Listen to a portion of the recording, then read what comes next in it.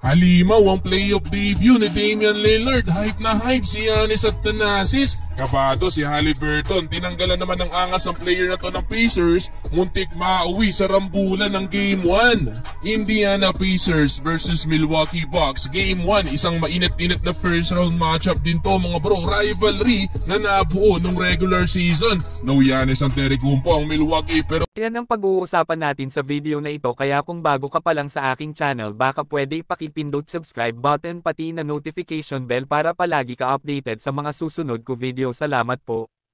Pero buhat sa first quarter si Damian Lillard. Playoff debut to ni Lillard sa Bucks. Hindi na nagsayang pa ng oras si Dame Dalo at naghalimaw kagad sa Milwaukee. Dahil sa kanya nakontrol din ng home team ang lead. Complete takeover mode si Lillard ng trash talk pa sa bench ng Pacers. Matapos ang end one basket na to, final minute nagpakawala pa ng 2-3 ang Bucks. Isa kay Malik Beasley habang 4-point play naman para kay Pat Connaughton. Hype na hype si Thanasis at Giannis mga bro sa nangyari. Final possession pa ng Bucks, di pa tapos si Dame Dalla at nagpakawala pa ng buzzer beater long 3-pointer para tapusin ang opening quarter na may 19 points, shooting 60% sa field, 30-21, abante ng 9 points ang Milwaukee. Second quarter, kahit pahinga si Damian Lillard, patuloy pa din ang opensa ng Milwaukee. Mas gumanda pa ang ikot ng bola, hiyawan ng crowd kay Bobby Portis matapos kumana ng 8 straight points. Lumobo na ng lumobo ang lamang ng Milwaukee hanggang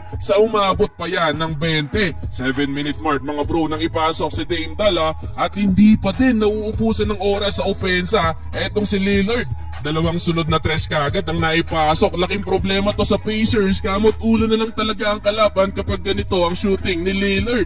Under 4-minute mark mga bro, kahit anong tira ata ang iba to ni Dame Dalla, pumapasok. Nakalamang pa ng 30 ang Bucks matapos ang 4-point play na to ni Dame Time. Di pa pumapasok ang tira, parang alam na din ni Lillard na papasok. Halos makakapantay ni Lillard ang score ng Pacers. Buhat sa Indiana si Pascal Siakam na may 19 points pero 7 points pa lang para kay Haliburton. Eto, kamuntikan pang pumasok yung circus layup na ginawa ni Lillard. 35 points sa first half para kay Damian Lillard. Sa loob lang yan ng 19 minutes, 69-42, tambak ang Pacers. Entering the third quarter, mas lalong uminit ang aksyon mga bro. Na double technical foul si Damian Lillard at Andrew Nembhard matapos ang naging tulakan ng dalawang players. Parang nangahamon pa ata ng away tong player ng Pacers mga bro at tila ginugulo na lang din etong si Damian Lillard. Buti na lang at naawat din agad ang dalawa mga bro. Well, nakadikit bagya ang Pacers na ibaba nila sa 12 points ang lamang ng Milwaukee. 9-2 nating run para sa Indiana. Last 2 minutes, Damian Lillard smooth behind the back move. Di nga lang pumasok ang tira sa tres mga bro. Inalat sa quarter na to si Damian Lillard at walang naitalang puntos. 83-71 end of third quarter. Well, fourth quarter, balik sa 20 ang kalamangan ng Milwaukee mga bro matapos magpakawala ng 3 points etong si Jay Crowder at Malik Beasley.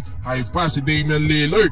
Si Pascal Siakam lang mga bro ang may consistent na opensa para sa Pacers. Meron ng 30 points si Siakam mga bro. Yun nga lang, talagang kinulang na din sa dulo ang Pacers at sa uli panalo pa din ang Milwaukee Bucks. 30-point game para kay Damian Lillard.